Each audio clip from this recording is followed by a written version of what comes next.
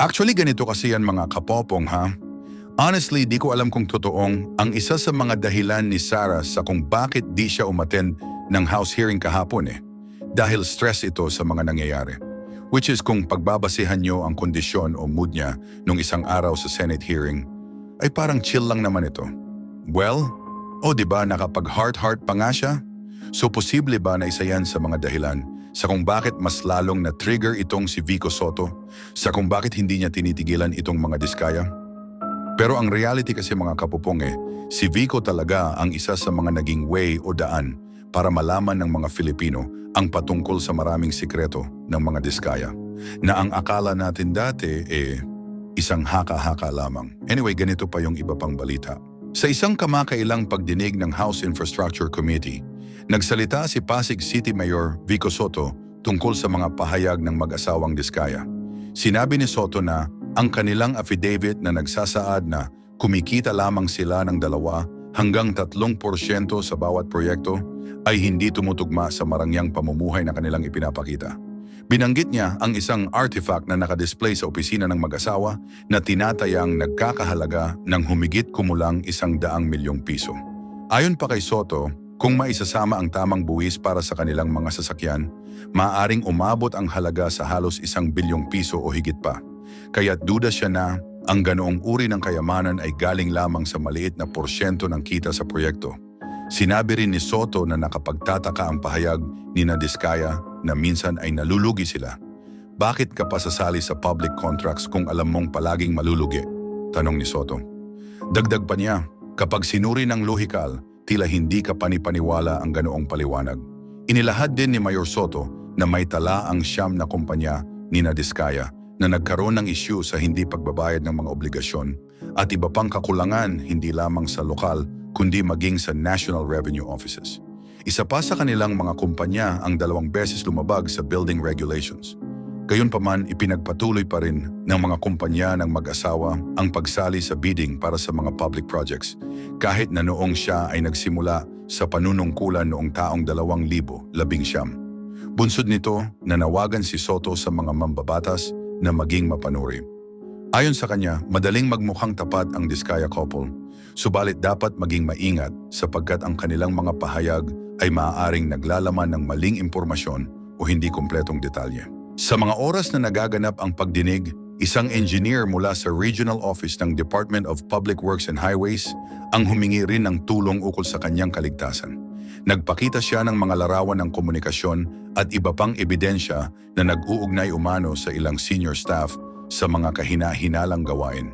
Sinabi ng engineer na nakatanggap siya ng mga mensaheng nakapagbibigay alala mula sa hindi kilalang tao, kaya't direkta siyang humiling ng proteksyon para sa sarili at sa kanyang pamilya. Kaagad namang inaprubahan ng chairman ng committee ang kanyang kahilingan. Kasabay nito, ipinahayag din ni Mayor Vico Soto ang kanyang hangarin na magkaroon ng pangmatagalang pagbabago sa sistema ng public infrastructure projects. Ayon sa kanya, panahon na upang magkaroon ng seryosong aksyon upang mabawasan ang mga pagkakataon para sa maling gawain. Binanggit niya na mahalaga ang pagsasaayos ng DPWH upang masiguro na mas malinaw at fair ang proseso sa pagpapatupad ng mga proyekto.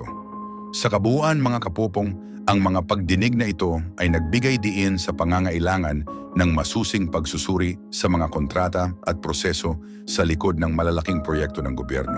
Ang mga pahayag ni Mayor Vico Soto kasama ng isinapublikong impormasyon ng engineer ay nagsilbing paalala na kailangang maging mapanuri, maingat at magpatupad ng mas epektibong aksyon upang mapanatili ang integridad at tiwala ng publiko sa serbisyo ng pamahalaan. Nakasinungalingan ito. Meron pa po, sabi po nila, when Senator Tulfo was questioning them, sabi niya po, minsan daw po, lugi pa daw siya. Ang bait naman po ng mga ito. Kung tumatanggap sila ng kontrata sa gobyerno, nagbibid sila para malugi. No sane business person would do that. Of course, I think everyone in this room would agree. Sinasabi nila 2 to 3% yung normal, 5% daw pag sinuwerte. Pag kinumpute po natin, alam ko medyo, Mr. Chair, with all due respect, if we just apply simple logic, it is already clear that they are lying. Although alam ko medyo iba kasi yung logic na ginagamit nila sa universe po nila, ano? Pero pag tiningnan po natin logically, 2 to 3% of even 100 billion, hindi 2 to 3 billion pesos lang po ito. Eh, sila naman po yung nagmalaki at nag-flaunt, pinagyabang po nila yung lifestyle nila. Na sobrang yan, sabi nga po nila sa isang interview, 11 digits. Sabi po nila, pinagyayabang nila, 11 digits. Sabi ni Ma'am si Sara, 11 digits ang assets nila. So hindi bababa sa 10 billion. Nakita po natin, isang jade lang nila sa sa office nila, 100 million na kagad yun. Yung mga sasakyan, if they paid the correct taxes, it would easily reach almost 1 billion, if not more than 1 billion. How will you afford that if you're only earning 2 to 3% profit? Sabi naman nila, wala silang private contracts. Ayaw na daw nila sa private kasi maliit ang kita. Nasa interview din po nila. So, buti na lang po ang isda ay nahuhuli sa sarili nilang bibig. Buti na lang po, ganun po sila magsalita in public at nalalaman natin ang mga katotohanan. And I don't mean to overstep, Mr. Chair. Please stop me at any time. But I would just like to, siguro hindi naman warning, pero siguro ang aking pag-igayat sa bawat isa, pati na rin sa mga mamamayang, sa ordinaryong mamamayan, na mag-ingat po tayo sa mga naririnig po natin. Alam naman po ng lahat ng tao sa kwarto na ito na may guilty na senador, may guilty na congressman, may guilty na DPWH officials, may guilty na contractor at maaaring sa iba pang ahensya ng pamahalaan. Pero sa puntong ito, nakikita po natin, hindi lang sila basta naglalaglagan, gusto nila magulo ang kwento. Gusto nila lituhin tayo. Gusto nila na hindi na natin malalaman kung ano totoo para eventually mawawala na lang na parang bula. Magkakalituhan na tayo, hindi na natin malalaman kung anong totoo sa hindi. Magbabanggit na lang ng kung ano, na wala naman silang pruweba o ebidensya. Sa mga pangalan na nabanggit niya po kahapon, naniniwala ako may iba doon, totoo. Pero hindi tayo present. They have to present evidence, of course. And I think we really have to be careful because in our experience with them, in my experience with them, Mr. Chair, these are people who are really capable of lying Mr. Chair. without batting an eyelash. So we have to be very careful in how we proceed. Thank you, Mr. Thank Chair. you, Mr. Chair, a short manifestation, Mr. Chair. Just a short Okay, manifestation. yes, please, very short. Yes, Mayor Vico Soto mentioned about the taxes, the deficiencies. So may I manifest that, is the Bureau of Internal Revenue here?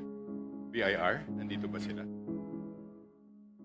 We will check if they are here. Well, anyway, I would like to manifest to this committee to investigate the tax deficiencies of the companies and likewise to furnish copies of this committee and likewise the local government of Pasig so they can review the tax deficiencies of these companies. Thank you, Mr. Chair. Right, thank you. Okay, so I think we can proceed already Yeah. with Congresswoman for the next interpellator, Congresswoman Laila De Lima.